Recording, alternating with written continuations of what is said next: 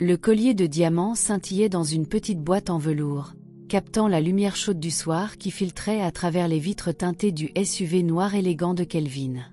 Il sourit pour lui-même, caressant doucement la boîte du pouce alors que la voiture glissait silencieusement dans les rues de Victoria Island. « À la femme qui m'apporte la paix », murmura-t-il. Kelvin avait écourté sa tournée des salles de réunion cet après-midi-là. Une douleur aiguë pulsait derrière ses yeux pendant le dernier rapport départemental. Habituellement, il aurait vérifié le service logistique et examiné les analyses avec ses développeurs, mais cette fois, il les congédia. « Nous continuerons demain », dit-il avec un sourire fatigué. Son esprit était fixé sur une seule chose, rentrer chez lui, surprendre sa femme et se reposer en paix. Ce matin-là, il avait surpris Mara au téléphone, en train de discuter du prix d'un ensemble de diamants auprès de son bijoutier haut de gamme préféré. Ce n'était pas prévu pour tout de suite, mais quelque chose en Kelvin lui souffla. « Pourquoi pas aujourd'hui ? Je prends le collier et la bague, » dit-il au bijoutier, payant plus de 500 sans sourciller. Emballez-les pour une reine. C'était ce qu'elle représentait pour lui, sa reine. Parti de rien, Kelvin avait bâti son empire, K-Cyber Systems, la principale entreprise technologique d'Afrique de l'Ouest, reconnue pour ses logiciels éducatifs et ses outils d'intelligence de sécurité. Son application révolutionnaire pouvait retracer les criminels grâce aux identifiants de messages et aux empreintes d'appel. C'était le genre d'invention que le gouvernement admirait secrètement. Mais toutes les richesses du monde ne pouvaient le préparer à la surprise qui l'attendait chez lui. Alors que sa voiture approchait de la grille de leur manoir à Lagos, il dit au chauffeur : « Ne t'inquiète pas, je vais entrer moi-même. Laisse les enfants dormir. » Il sourit, imaginant déjà Jessica et Jerry lui sautant dessus, excités, criant « Papa est rentré !» Mais lorsqu'il franchit la porte d'entrée, quelque chose clochait. La maison était silencieuse. Trop silencieuse. Pas de rire, pas d'embrassade, pas de « Bienvenue à la maison, papa ». Son cœur manqua un battement. Peut-être dormait-il. Il traversa le sol de marbre scintillant sur la pointe des pieds et monta lentement les escaliers. La boîte cadeau soigneusement glissée sous son bras, il se dirigea vers la chambre principale, impatient de voir la surprise sur le visage de sa femme. Mais c'est Kelvin qui fut surpris. En s'approchant de la chambre, il entendit sa voix, basse, calme et souriante. Elle était au téléphone. Ses pas s'arrêtèrent. Il s'approcha, juste derrière la porte. « Ne t'inquiète pas, il sera mort avant le matin, » dit-elle avec un petit rire. « Après avoir mangé le repas que j'ai préparé. C'est tout. » Le cœur de Kelvin s'arrêta. « Quoi ?» Il recula, sa main tremblant en serrant le cadeau. La voix de Mara continua, douce et calculée. « Pas d'autopsie. Je dirais que c'était son hypertension. Il a déjà des antécédents médicaux. Personne ne suspectera rien. » La mâchoire de Kelvin s'ouvrit. Ses genoux faiblirent soudainement. Mais cela ne s'arrêta pas là. « Je t'ai dit que tu étais leur vrai père. Jerry et Jessica sont à toi. Il ne fait que les élever pour toi. La maison, les voitures, l'entreprise, tout sera à nous. » Une pause, un rire doux. « Oui, bébé, je t'aime. Encore quelques heures, et tout sera fini. » Quelque chose se brisa. La boîte cadeau glissa des mains de Kelvin et heurta le sol avec un bruit sourd. Le couvercle s'ouvrit. Le collier de diamants roula sur le carrelage de marbre, brillant comme une trahison mise en lumière. Mara se retourna brusquement, les yeux écarquillés d'horreur. Kelvin se tenait près de la porte, le visage pâle, sa chemise trempée de larmes silencieuses, sa respiration lourde. « Kelvin » bégaya-t-elle. Il ne parla pas. Elle se précipita vers lui, laissant tomber son téléphone. « Attends, je peux expliquer. » Il recula. « Expliquer, » dit-il, la voix brisée. « C'était juste une blague. Une blague stupide. Je répétais une scène de film avec un ami. » Kelvin la fixa. « Mange le repas. »« Quoi ?» murmura-t-elle. « Le repas que tu as préparé pour moi. Mange-le maintenant. » Ses jambes tremblaient. « Kelvin, je t'en prie, mange le repas. » Elle tomba à genoux, en pleurs. Ce n'est pas ce que tu crois. Je t'aime, je le jure, c'était juste une blague. Tu ne plaisantais pas, dit Kelvin calmement, en reculant. Tu planifiais mon enterrement. Il prit son téléphone avec des mains tremblantes et appela son avocat. Oui, déposer des accusations d'urgence, tentative de meurtre, infidélité, fraude. Je veux qu'elle soit arrêtée ce soir. Mara cria et supplia tandis qu'il s'éloignait. Elle tenta de s'accrocher à ses pieds, de saisir son bras pour expliquer, mais il ne se retourna pas. Il alla directement à sa voiture et conduisit jusqu'à l'un de ses hôtels privés. Cette nuit-là, il ne dormit pas. Ses yeux restèrent grands ouverts, fixant le plafond, essayant de comprendre comment la femme qu'il aimait pouvait planifier sa mort alors qu'il était vivant, portant un cadeau pour elle. Le lendemain matin, la police arriva. Mara fut arrêtée, mais ce n'était que le début. La salle d'audience était silencieuse, trop silencieuse pour une pièce remplie de journalistes, d'avocats et de curieux. On entendait le clic de chaque stylo, le froissement de chaque papier, et la douleur sourde de la trahison qui flottait dans l'air comme de la fumée. Au centre de tout cela se tenait Kelvin Anderson. Il portait un costume noir impeccable, mais quiconque l'observait de près pouvait voir la tempête derrière ses yeux calmes. Il n'avait pas dormi correctement depuis des jours. La trahison de Mara, la femme qu'il appelait ma paix, avait brisé quelque chose de profond en lui. Pourtant, il se tenait droit, car il le devait. Ce n'était pas seulement une question de cœur brisé. C'était une question de justice. De l'autre côté de la salle, Mara était assise, vêtue d'une robe simple, les cheveux tirés en arrière. Ses yeux étaient gonflés de larmes, mais ses mains portaient encore les bagues en or offertes par l'homme qu'elle avait tenté de détruire. Elle évitait de regarder Kelvin. À côté d'elle se trouvait son nouvel homme, celui qui avait causé tout cela, Johnson, un chauffeur de taxi avec des ambitions tordues et un sourire rusé. La juge entra et prit place. Affaire numéro 786, appela l'huissier. Kelvin Anderson contre Mara Anderson. Les accusations incluent tentative de meurtre, fraude conjugale, infidélité et tromperie sur la paternité des enfants. Un murmure parcourut la foule. L'avocat de Mara se leva et déclara « Votre honneur, nous nions toutes les accusations. Il s'agit d'un malentendu. Ma cliente répétait une blague avec un ami. Elle n'avait aucune intention de faire du mal à son mari. L'enregistrement a été sorti de son contexte. » Kelvin ne s'y a pas. Il se tourna vers son propre avocat et hocha la tête. L'avocat appuya sur une télécommande. La salle s'assombrit. Un enregistrement commença à jouer sur le grand écran derrière la juge. La voix de Mara remplit la salle d'audience. « Ne t'inquiète pas, il sera mort avant le matin après avoir mangé le repas. L'enterrement sera simple et rapide pour éviter toute autopsie. Tu es le père de Jerry et Jessica. Il ne fait que les élever pour toi. Une fois qu'il sera parti, la richesse sera à nous. » La salle plongea dans un silence encore plus profond.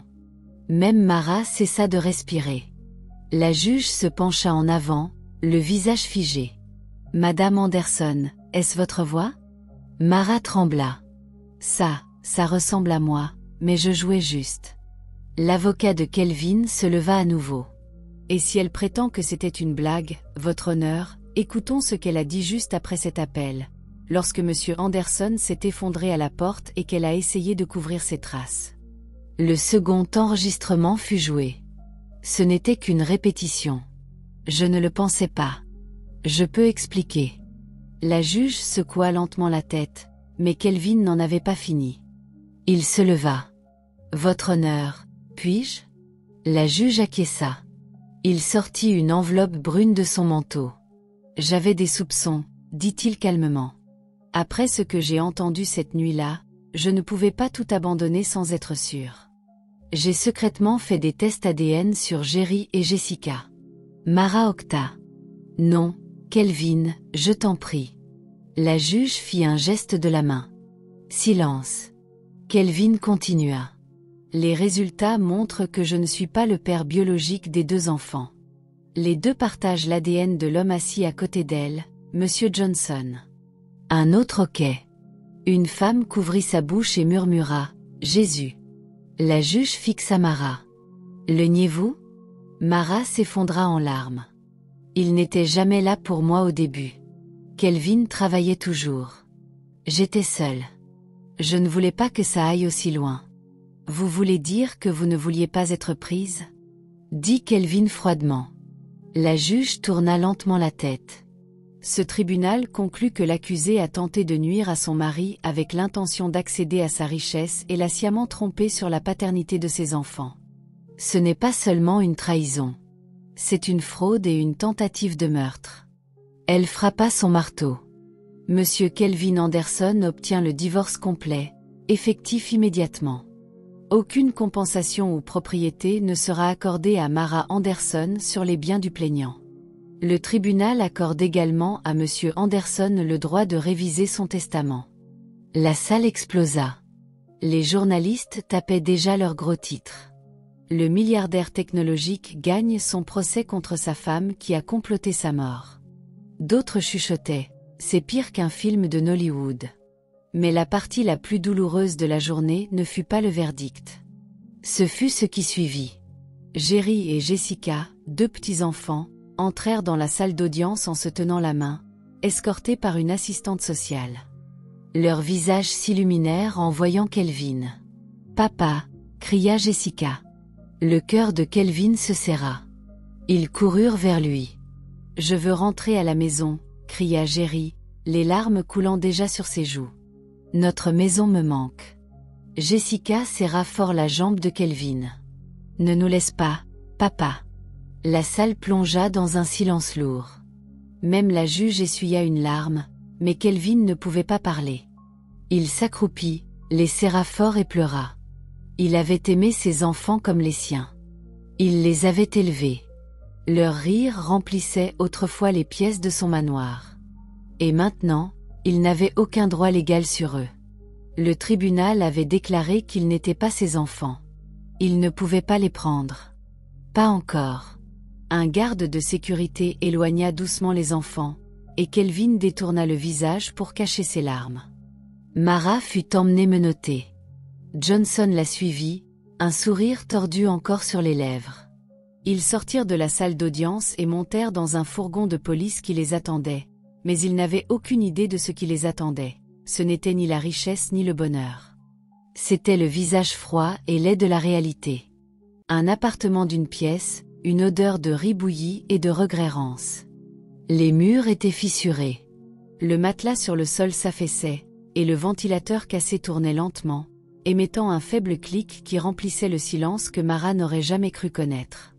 Elle était assise au bord du lit, les yeux creux, le corps amaigri, les cheveux en désordre. Ses doigts tremblaient alors qu'elle essayait de boutonner la chemise d'école usée de Jerry, mais elle s'arrêta à mi-chemin. Parce que Jerry n'allait plus à l'école, aucun d'eux n'y allait. Johnson, l'homme pour qui elle avait tout abandonné, était affalé dans un coin de la pièce, torse nu, ronflant avec une bouteille vide de gin bon marché à côté de lui. L'homme qui lui murmurait autrefois des promesses d'amour et d'éternité ne la regardait plus. Pour lui, Mara n'était plus un trophée, juste un problème. Les enfants, Jerry et Jessica, étaient assis sur un tapis déchiré, mangeant silencieusement du garinature. Leurs yeux étaient différents maintenant. Plus d'éclat, juste de la tristesse et du silence. Mara les regarda et murmura « Je suis désolée ». Mais ils ne la regardèrent pas. Ils mangèrent en silence. Elle se souvenait du manoir, de l'odeur des fleurs fraîches dans le couloir, du piano doux jouant pendant le dîner, du collier de diamants que Kelvin lui avait offert pour leur 9e anniversaire. Elle dansait autrefois pieds nus dans le salon, tenant ses bébés, riant pour rien. Maintenant, elle n'avait même plus de chaussons. La vie l'avait dépouillée de tout. Richesse, respect, confort et amour. Johnson s'agita dans le coin.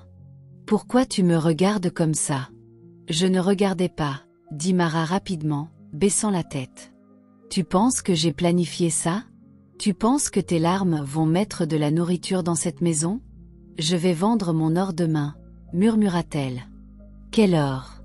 Tu as tout vendu de ce que tu as pris de la maison de cet homme riche. Qu'est-ce qu'il reste ? Elle ne répondit pas. Écoute, dit Johnson en se levant et en pointant les enfants. Je n'ai pas signé pour ça. Ces enfants, c'est ton fardeau, ta punition. Ne dis pas ça. Alors, qu'est-ce que je devrais dire? Cria-t-il. On était censé être riche. Tu m'as promis des manoirs, des voitures, pas cette vie misérable. La dispute s'amplifia. Jessica serra fort la main de Jerry. Allons dehors, dit-elle. Mais avant qu'il ne puisse se lever, Johnson lança un tabouret en plastique à travers la pièce. Il heurta le mur avec un bruit sec. J'ai tout abandonné pour toi, cria Mara. Johnson s'avança, la poitrine soulevée. Et moi, je t'ai donné toute ma vie, ma paix, et pourquoi? Rien. Il saisit son poignet. Elle se débattit. Lâche-moi. Laisse-moi partir, cria-t-il. Il la poussa. Elle heurta le mur en criant.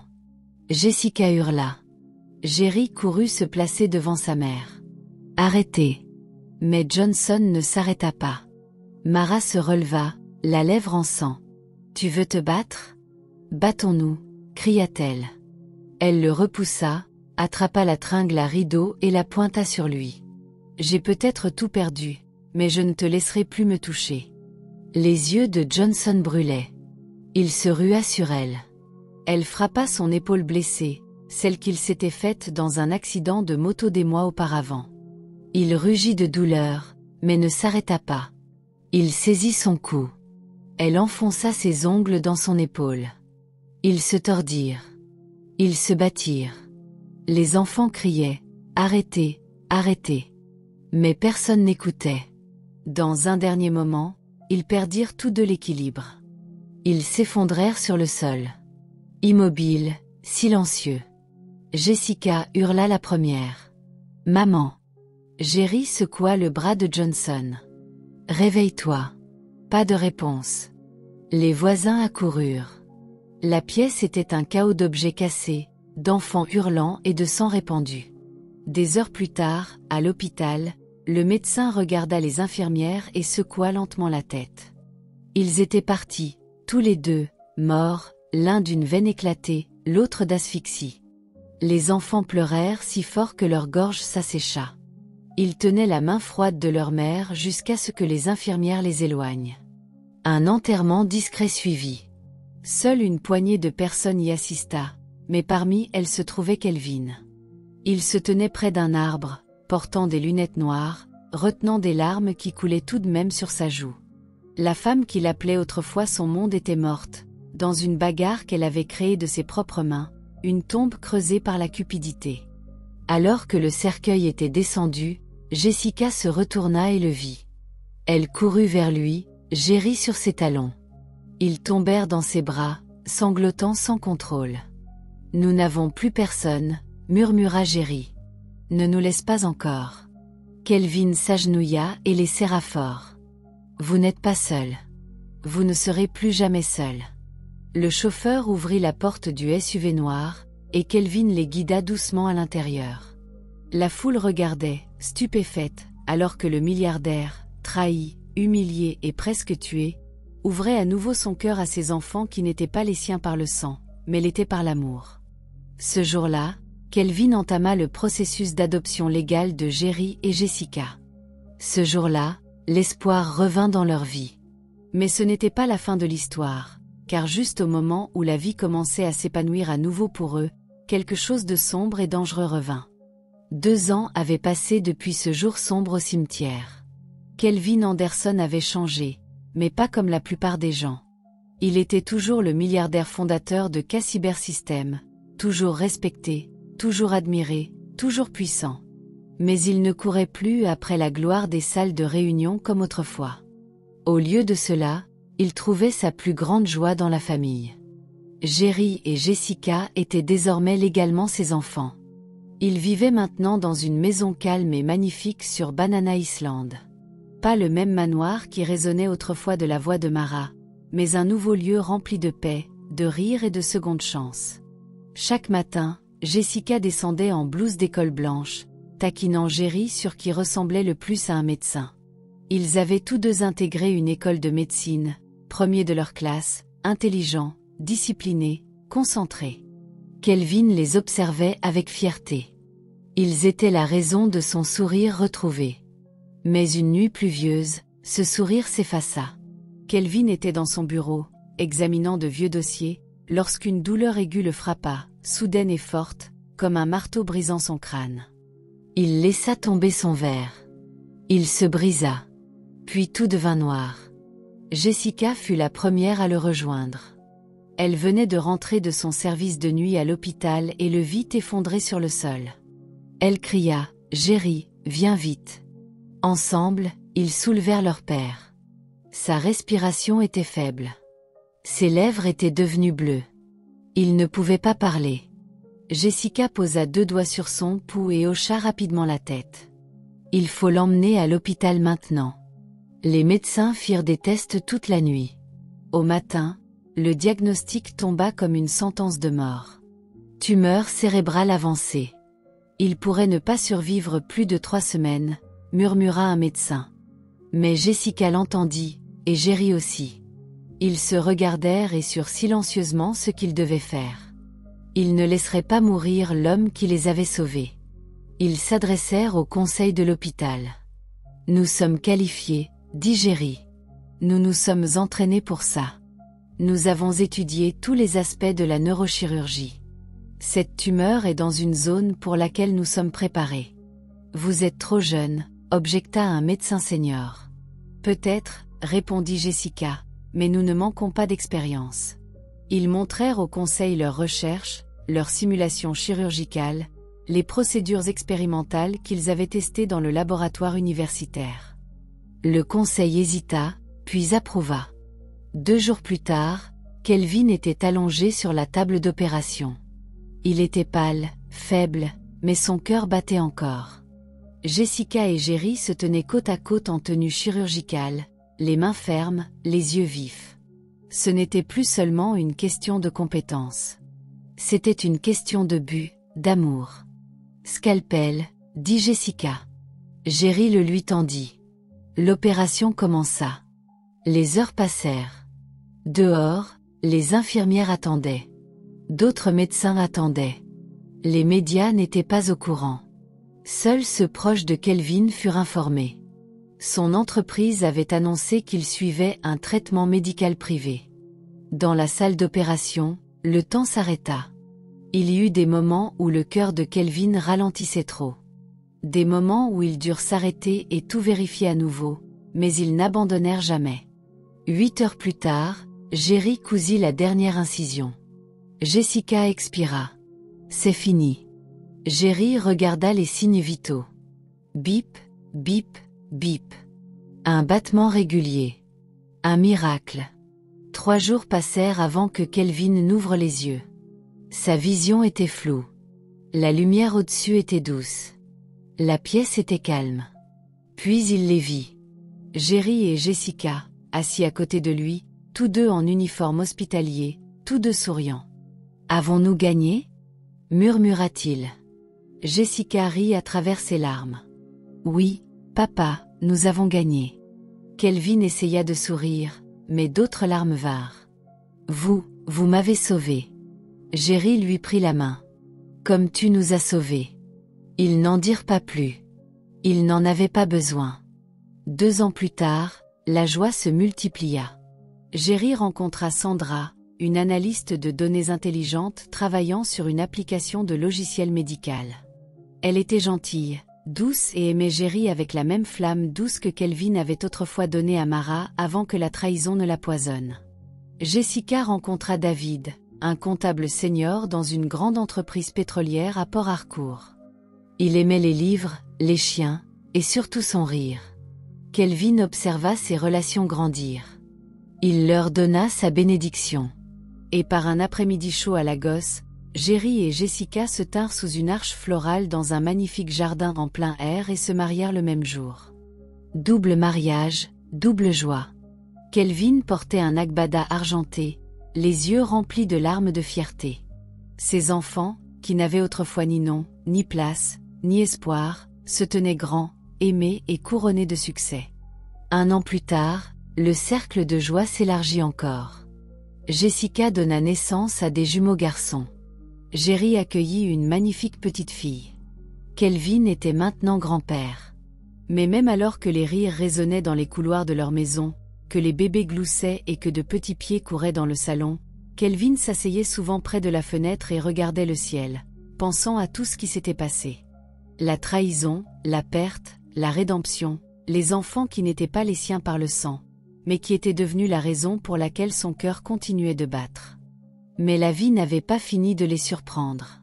Car juste au moment où tout semblait parfait, quelqu'un du passé allait revenir. Et cette fois, le secret qu'il portait pouvait tout ébranler à nouveau. La pluie tombait doucement dehors alors que Kelvin était assis sur la véranda de sa maison à Banana Island. Le ciel était gris, mais son cœur était plein. La fille de Jerry, la petite Nadia, jouait sur le sol carrelé à proximité, riant en rampant vers ses blocs de jouets. À l'intérieur, les jumeaux de Jessica se poursuivaient, leurs pieds tambourinant sur le sol de marbre tandis que leur nounou essayait de suivre. Le chemin avait été long, mais maintenant la maison était pleine de joie. Chaque coin de la maison résonnait de vie et d'amour. Kelvin s'adossa à sa chaise, enveloppé dans un châle, sirotant son thé. À 62 ans, sa santé s'était complètement rétablie. Son opération cérébrale avait été un succès. Jerry et Jessica étaient devenus des médecins respectés. La vie lui avait rendu ce que la trahison avait tenté de lui voler. Mais la paix ne dure pas toujours éternellement. Ce soir-là, alors que la pluie s'apaisait, le gardien de sécurité lui apporta une enveloppe. « Monsieur, quelqu'un l'a déposée à la grille, en disant que c'était personnel. » Kelvin la prit. Il n'y avait pas de nom dessus, juste ses initiales, K.A. Il l'ouvrit lentement. À l'intérieur, une seule feuille de papier, tapée proprement, avec une phrase qui figea ses mains. « Il y a quelque chose que vous n'avez jamais su sur votre propre mère. » Kelvin fronça les sourcils. Il tourna la page. Rien d'autre. Pas d'expéditeur, pas d'explication, juste cette phrase glaçante. 2 jours plus tard, il reçut une autre lettre. Celle-ci contenait plus de détails. Votre mère, Elisabeth, n'était pas celle qu'elle prétendait être. Elle avait une double vie. La personne qui connaît toute la vérité est encore en vie et souhaite vous parler face à face. Un numéro de téléphone était joint, sans nom. Kelvin le fixa. Sa mère était morte il y a 15 ans. Une femme discrète, gentille, travailleuse. Elle l'avait élevée avec tant d'amour dans leur petit village d'Enugu après le décès de son père. Pouvait-il vraiment y avoir quelque chose qu'il ignorait? Était-ce une arnaque ou, pire, un autre piège? Kelvin pensa à l'ignorer, mais la curiosité l'emporta. Il appela le numéro. Il sonna une fois, puis une voix répondit. Profonde, calme, nigériane avec un fort accent igbo. Monsieur Kelvin Anderson. Oui. Qui est-ce? Vous ne me connaissez pas. Mais je connaissais votre mère. Elle a travaillé avec moi il y a de nombreuses années. Ce qu'elle vous a dit sur votre père n'était pas toute la vérité. Le cœur de Kelvin battait fort. De quoi parlez-vous? Demanda-t-il. Je ne peux pas le dire au téléphone, répondit l'homme. Rencontrez-moi une fois. Je vous expliquerai tout. Après cela, vous n'entendrez plus jamais parler de moi. Où? Il donna une adresse, quelque part dans la périphérie d'Abuja. Je viendrai seul, dit Kelvin. Non, amenez quelqu'un de confiance. Mais pas de médias, pas de caméra. Ce n'est pas une histoire. C'est une vérité que vous méritez de connaître avant qu'il ne soit trop tard. 3 jours plus tard, Kelvin arriva dans une maison d'hôte discrète à Abuja. Jerry l'avait conduit, inquiet mais silencieux. Jessica était restée avec les enfants. L'homme qu'il rencontrait était assis sous un manguier, barbe grise, casquette blanche, canne en main. Il s'appelait Chef Anayo. Il se leva lorsque Kelvin s'approcha. « Vous avez les yeux de votre mère », dit-il calmement. Kelvin étudia le visage de l'homme. « Vous la connaissiez ?»« Je l'aimais », répondit Chef Anayo, bien avant qu'elle ne devienne Elisabeth Anderson. « Que dites-vous » Il fouilla dans son sac et sortit une photo. Elle montrait une jeune femme, Elisabeth, et un chef Anayo beaucoup plus jeune, assis ensemble sous un arbre. Kelvin cligna des yeux. Il n'avait jamais vu cette photo. Votre mère était déjà mariée lorsqu'elle a rencontré votre père, dit chef Anayo. Mais elle avait quitté un homme puissant. J'étais cet homme. Les genoux de Kelvin faiblirent. Il s'assit. J'ai été forcé à l'exil après une dispute familiale sur des terres, continua chef Anayo. Votre mère a disparu, changé de nom et s'est remariée pour cacher le scandale, mais elle était déjà enceinte. La bouche de Kelvin s'assécha.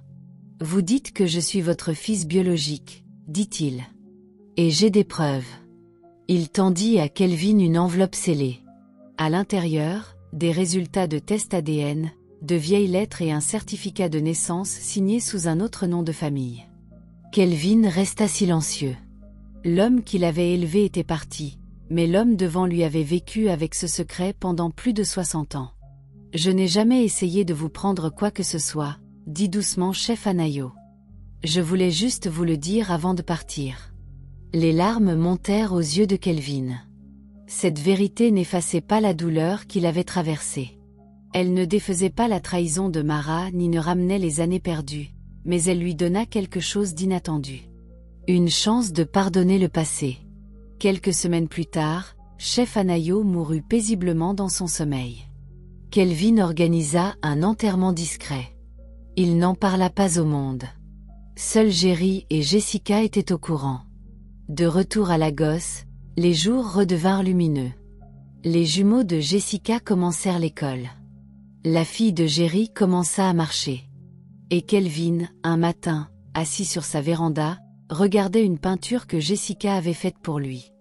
C'était un arbre aux racines profondes, aux branches larges, avec de nombreux noms gravés dessus. Kelvin, Jerry, Jessica, Sandra, David, Nadia, Shindu, Chison. Il sourit. « J'ai tant perdu », murmura-t-il pour lui-même. Mais d'une manière ou d'une autre, j'ai gagné plus, car parfois les gens qui vous blessent vous mènent à ceux qui vous guérissent.